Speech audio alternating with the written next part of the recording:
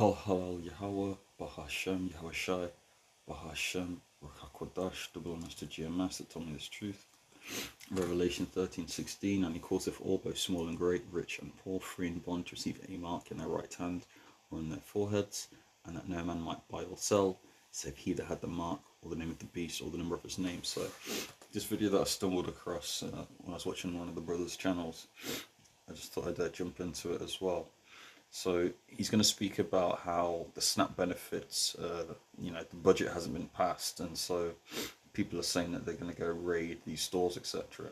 And he's suggesting that the violence and the thefts are just going to increase.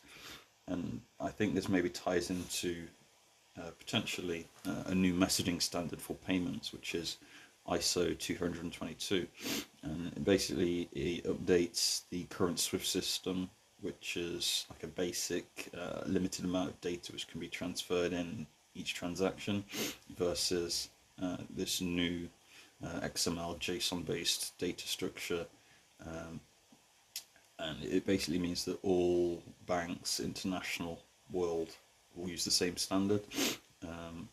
So it's going to essentially like reduce costs and make it easier for them to transact.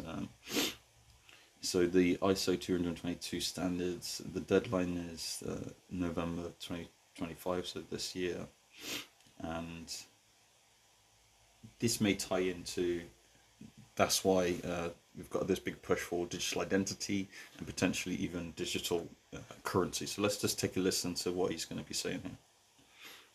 Food is not your business. Now, if it's your business, all bets are off. Do what needs to be done to protect your business and your family. And this is going to lead into what I think, which I was mentioning earlier, could be the first wave of getting people to get the digital ID.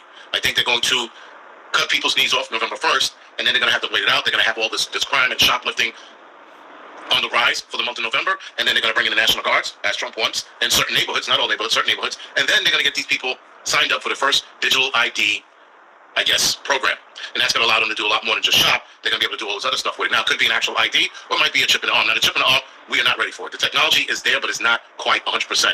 Not to mention probably all the cancer-causing properties that go along with putting a chip that's receiving a signal or transmitting a signal. So that's a different story for a different day, or a different discussion, excuse me. But an actual card that's going to have like all of this stuff on it, and their lives are going to be controlled with this. And they're probably going to be the guinea pigs for this. So that's where I think this could be headed if this actually unfolds. The digital ID is going to be ushered in. Remember, something catastrophic has to happen for the digital ID to take hold. They can't just tell us tomorrow, hey, by the way, digital ID for all my friends. People are going to be like, no. Even the less intelligent morons who are snitching on themselves are looking at digital IDs and going, no, we're not doing this. But if you make them desperate enough and you offer this savior for them, they're going to sign up for it.